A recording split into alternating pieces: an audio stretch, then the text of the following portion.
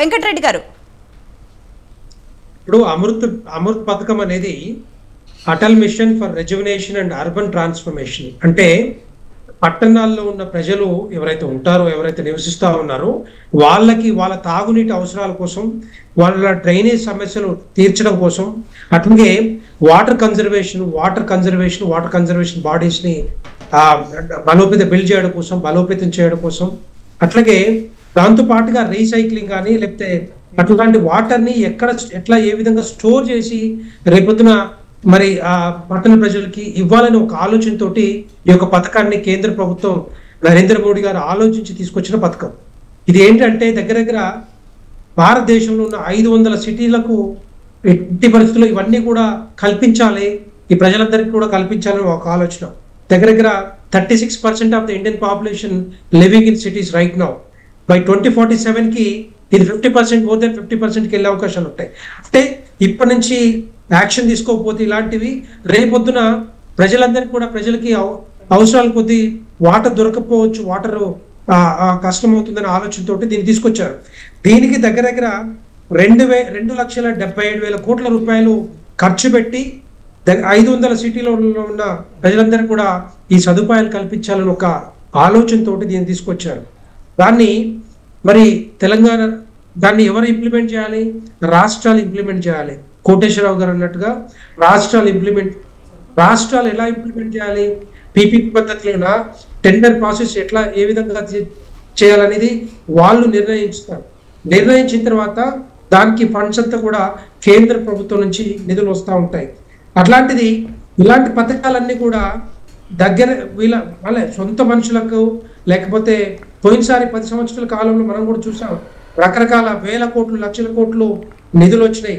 ఎక్కడ ఏ విధంగా డైవర్ట్ అయినాయో మనం అంతా చూసాం.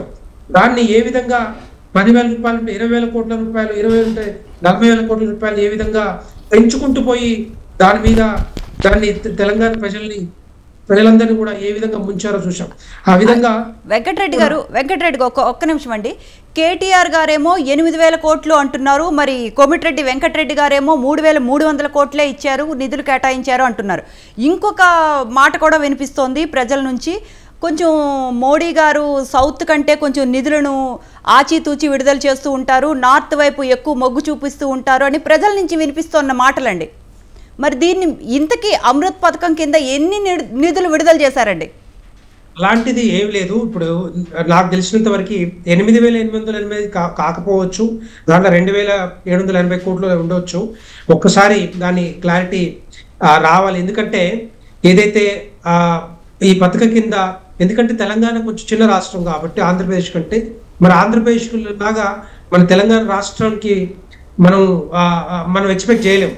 సో దానివల్ల చిన్న రాష్ట్రాలు, నార్త్ రాష్ట్రాలు లేకపోతే సౌత్ రాష్ట్రాలు అంటూ భేదం లేకుండా ఎక్కడ ఏ రాష్ట్రానికి ఎంత ఇవ్వాలనేది కేంద్ర ప్రభుత్వం ఆలోచించి మరి నిధులు రిలీజ్ చేస్తూ ఉంది.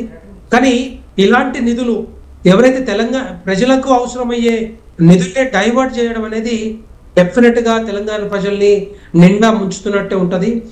ఒకవేళ ఇట్లాంటివన్నీ వస్తే ట్రాన్స్పరెంట్ గా కేటీఆర్ గారు ఏదైతే ఆరోపణ చేస్తా ఉన్నారో అవంతా కూడా బయట పెట్టాలి, మీడియాకి రిలీజ్ చేయాలి. కేంద్ర మంత్రులకి చెప్తా ఉన్నారు, కేంద్ర మంత్రికి ఇన్ఫార్మ్ చేసినట్టుగా, కంప్లైంట్ చేసినట్టుగా దాన్ని కూడా బయట పెట్టాలి. వాళ్ళు ఎక్కడైతే ఎన్ని వేల కోట్లు మరి దీన్ని డైవర్ట్ చేసి ముఖ్యమంత్రి మనుషులకి లేకపోతే బంధువులకి ఇచ్చిరని చెప్తా ఉన్నారు, అదంతా కూడా బయట పెట్టాలి. ఇదే అమృత్ పథకం కింద ఏదైతే ఫండ్స్ వచ్చినాయో, టెండర్లు ఎప్పుడు పిలిచారు, ఎవరిని పిలిచారు, ఎంతమంది పాల్గొన్నారు, ఎంత అమౌంట్ ఉంది, ఎంత ఫండ్ వచ్చింది, ఆ ఫండ్కి ఎంత మంది పిలిచారు, అదంతా కూడా క్లియర్గా బయట పెట్టితే ఇవన్నీ కూడా రేపు పొద్దున మనకి తెలిసే అవకాశాలు ఉంటాయి.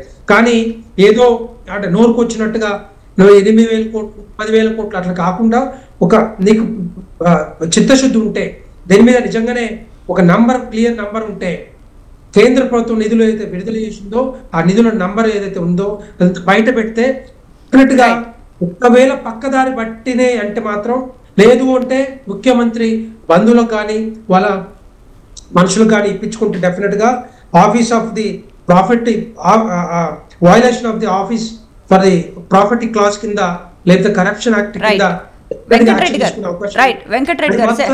కేంద్ర ప్రభుత్వానికి మరి వీళ్ళు ఆ కంప్లైంట్ అఫీషియల్ గా కంప్లైంట్ ఇచ్చి మీడియాకి రిలీజ్ చేస్తే Right. డెఫినెట్ గా యాక్షన్ తీసుకుంటారు వారి మీద.